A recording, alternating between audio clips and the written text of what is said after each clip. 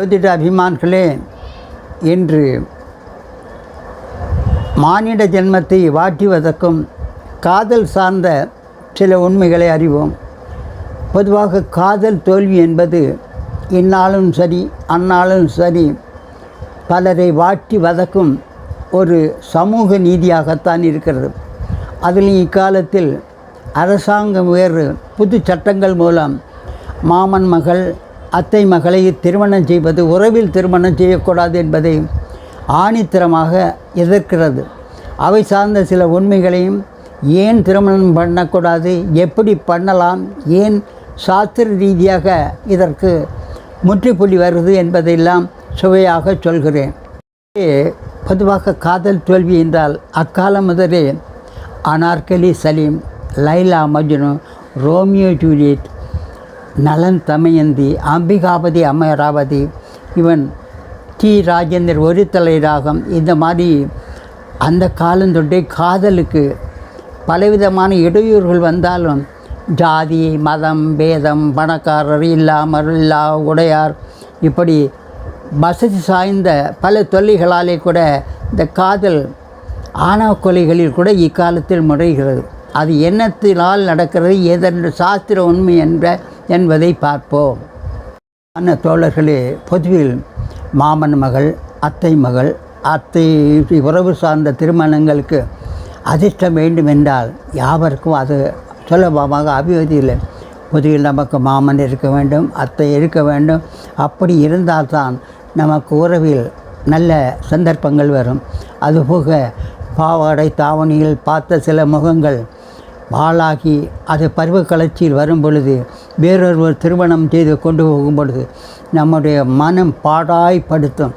அதனால்தான் பல வில்லங்கங்களில் காதல் தோல்வியினால் வாலிப உள்ளங்கள் மனம் கருகி வருவதை நாம் பார்த்துருக்கோம்.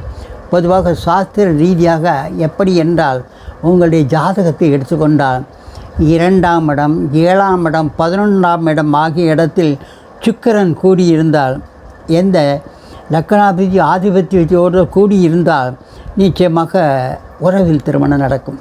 அதுபோக 9ஆம் அதிபதி குரு வீட்டில் இருந்தால் கூட மாமன் மகள் அத்தை மகளை நாம் திருமணம் செய்யும் பாக்கியம் கிடைக்கப்பெறும்.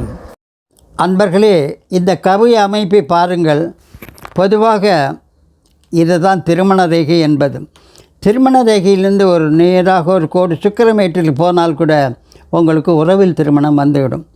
அதை போல் இந்த மோதிரவின் 2வது அங்கலாஸ்தில் ஸ்டார் காணப்பட்டால் கூட உங்களுக்கு காதல் திருமணம் நிச்சயமாக நிச்சயிக்கப்படும். அதேபோல் சனி விரலில் கரும்புள்ளி அல்லது செம்புள்ளி காணப்பட்டால் கூட உறவில் திருமணம். உங்களுடைய காதலி வீட்டிற்குள்ள ஒரு அனுமதி இல்லாமலே கூட உங்களோடு வருவதற்கு இந்த கரும்புள்ளி உத்தரவாதம் தரும். அதுமாதிரி குருமேட்டில் இவ்வாறு ரேகைகள் காணப்பட்டால் உங்களுக்கு நீங்கள் பிறரை காதலித்து கல்யாணம் பண்ணுவதால் உங்கள் குடும்பத்தில் கௌரவ பங்கம் ஏற்படும். அதேபோல் சுக்கிரமேட்டில் கரும்புள்ளி கண்டால் கூட உங்களுக்கு காதல் திருமணத்தில் பின்னடைவு கண்டு அவர்களால் சோக கீதம் பாட நேரிடும். அன்பர்களே, இதுதான் வலதுகை என்பது. இடதுகை, வலதுகையிலுடைய சாஸ்திர உண்மை வேறு, இடதுகையிலுடைய அமைப்பாருங்கள். இந்த திருமண ரேகையிலிருந்து ஒரு ரேகை நேராக வந்து ஆயுள் ரேகையில் இறைந்தால் உறவில் திருமணம் கூட உண்மையிலேயே நடைபெறுவதோடு சொந்தத்திலேயே அமைவதற்கு வாய்ப்புண்டு. அதேமாரி குருமேட்டில் இவ்வாறு ஸ்டார் இருந்தால் கூட நீங்கள் யாரை விரும்புகிறீர்களோ அந்த பெண் உங்களுக்கு வாழ்க்கைப்பட நிச்சயமாக கிடைக்கும். அதேபோல் இவ்வாறு ஒரு கோடு போய் ஸ்டார் காணப்பட்டால் நீங்கள் வேலை பார்க்க அலுவலகத்திலேயே உங்கள் காதல் மலர்ந்து அதற்கு திருமணத்திற்கு வாய்ப்பு கிடைக்கும்.